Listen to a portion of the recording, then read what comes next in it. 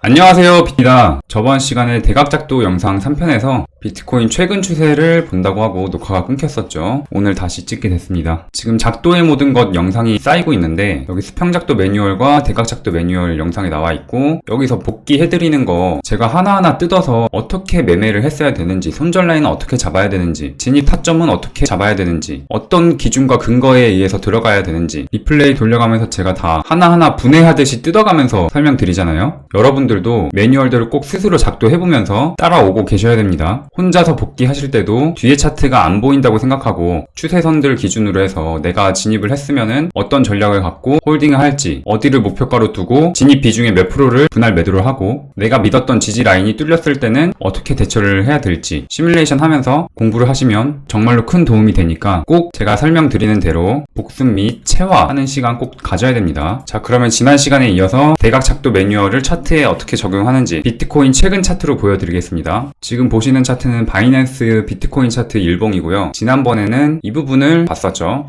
지난번에는 좀 이 작은 구간에서 정교하게 선을 가지고 어떻게 트레이딩을 했어야 되는지, 변곡점들이 나왔을 때 차트의 무빙을 보면서 이 선들 기준으로 차트가 어떻게 움직였는지, 이 선을 기준으로 매매를 했다면 어떻게 했어야 되는지 자세하게 설명드렸습니다. 이 폭이 20%, 30% 이러니까 수치상으로 작은 구간은 아닌데 그래도 좁은 틈 사이에서 세밀한 움직임을 봤다면 이번에는 조금 더 큰 추세를 보여드릴 거예요. 저번 시간에 했던 내용 간단하게 짚고 넘어갑시다. 대각선 작도, 이 추세선 작도법에는 크게 봐서 외곽 추세선 작도법과 내부 추세선 작도법이 있는데, 이거는 저만의 방식이라고 했었고, 첫 번째로 알려드린 부분이 이겁니다. 가장 기본적인 원칙이 외곽의 꼭지점을 그리고 기울기가 달라지면, 그러니까 차트가 가격이 상승할 때 이런 식으로 상승하는 게 아니죠. 계단식 또는 파동을 그리면서 이렇게 상승합니다. 이렇게 기울기가 달라지는 변곡점이 생긴다면, 이런 식으로 변곡점이 생긴다면 새로운 기울기에 맞춰서 그리면서 따라가야 된다고 했어요. 그 이유는 여기서부터 상승이 시작됐다고 했을 때 이런 변곡점이 나오는 라인들을 이어놓은 선은 주요 움직임이 나올 가능성이 크니까 그거 놓고 체크를 해야 된다. 여기서도 마찬가지. 이런 라인도 그려놔야겠죠. 그래서 얘가 추후에 만약에 떨어질 때 쭉 가격이 하락한다면 이런 데서 지지를 받을 가능성이 큽니다. 선의 신뢰도가 멀리서 오면 멀리서 올수록, 더 멀리서 올수록 커져요. 신뢰도라 하면 무슨 말이냐면, 지지 라인이면 지지받을 가능성이 커지고 저항 라인이면은 저항받을 가능성이 크다. 그리고 차트에 100%는 없기에 얘가 만약에 뚫리게 된다면 리테스트를 하거나 아니면 주요 지지 라인이기 때문에 뚫린다면 강한 매도세가 나오겠죠. 그래서 장대봉들이 출현한다. 이런 주요 움직임들이 많이 나오기 때문에, 그렇기 때문에 신뢰도가 높다는 건 곧 난이도가 조금 더 쉬워진다는 소리예요. 그래서 보통 어떨 때 신뢰도가 높다고 판단하거나 예상해 볼 수 있냐면, 이거는 저번 시간에 이 대각작도 3편에서 알려드렸으니까 아직 못 보신 분들은 꼭 보시고, 숙지가 덜 됐다 하시는 분들은 꼭 다시 한번 복습하세요. 그리고 보통 멀리서부터 오는 추세선일수록 지지라인이면 지지받을 가능성이 높고 저항라인이면 저항받을 가능성이 크다. 그리고 뚫렸을 때 이런 움직임들이 나온다 라는 거, 이렇게 추세선이 있는데 여기서 이렇게 왔다 갔다 거린다면 신뢰도가 떨어지겠죠. 그래서 얘가 이렇게 멀리서 큰 상승이 나온 후에 떨어지게 된다면 가장 멀리서부터 오는 선, 이렇게 이은 선이 가장 중요한 역할을 한다 라는 거예요. 이런 식으로 지지를 받거나 아니면 뚫린다면 리테스트가 이렇게 나오거나, 만약에 이렇게 내려왔는데 최소 4시간 봉 에서 일봉 이상 시간대에서 이게 종가로 이렇게 마감이 뚫리게 된다 라고 했을 때 패닉셀이 이렇게 나오는 경우가 많습니다. 이렇게 꼬리 달리면서 장대 음봉이 이렇게 나오는 경우도 많습니다. 하지만 이게 상대적으로 작은 파동에서 오는 추세선이라면, 예를 들어서 이게 한 달 정도 된다고 칩시다. 근데 이거는 막 5년 이상, 몇 년 넘은, 최소 2, 3년 정도 이상의 시간대에서 긴 역사를 가지고 끌고 오는 추세선이다 라고 한다면 이 4가지 움직임에서 얘는 지지를 받을 가능성이 훨씬 크다라는 거예요, 얘보다는. 그리고 추가적으로 하나 더 말씀드리자면, 차트의 시간 프레임이 클수록 더 신뢰도가 높습니다. 예를 들어서 1시간 봉보다는 4시간 봉에서의 추세선이 더 신뢰도가 높고, 4시간 봉보다는 일봉이, 그리고 일봉보다는 주봉이, 주봉보다는 월봉이 신뢰도가 높다, 영향력이 더 크다 라고 이해를 하시면 됩니다. 당연히 1년 봉도 있겠죠. 그런데 일반적으로 연 단위로 트레이딩을 하진 않으니까 1년 봉은 참고하는 정도로만 보시면 됩니다. 얘를 차트에서 같이 봅시다. 여기 최근 구간, 여기서 트레이딩을 하고 있었던 사람이라면, 그러니까 차트가 여기까지 이렇게 나와 있었을 때 이 이후로 트레이딩을 한 사람이라면 당연히 여기 가장 밑에서 오는 추세선을 그어놔야겠죠. 그리고 두 번째 변곡점 한번 찾아볼까요?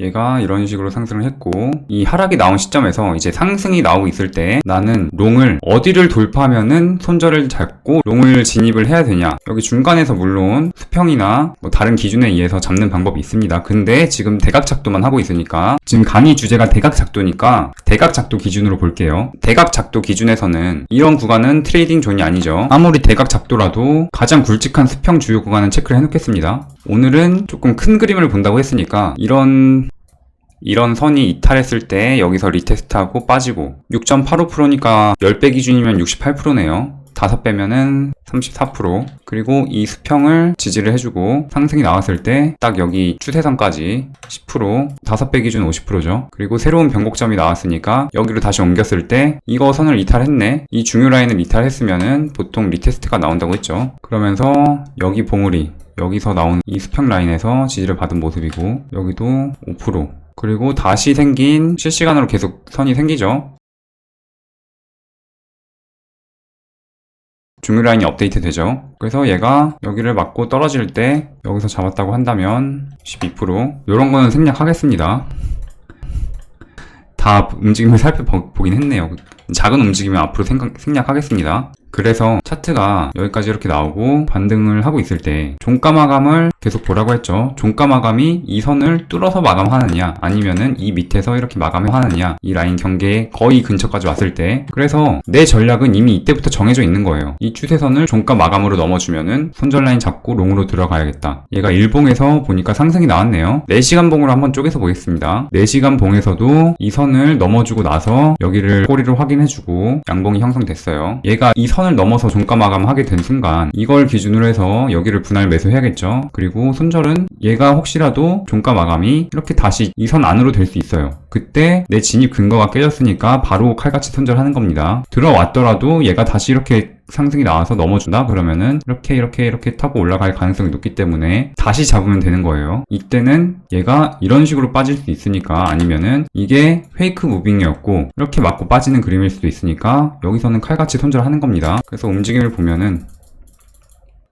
이 라인을 넘어주고 나서 이렇게 리테스트하고 큰 상승이 나왔네요. 이걸 또 1시간 봉으로 쪼개서 보면 여기서 이런 식으로 움직임이 나왔는데 여기서 하락이 나왔어요. 그러면 여기서 잡은 사람은 1.5% 상승인데 스탑로스를 올리던지 해서 손해 없이 마무리해야 되고,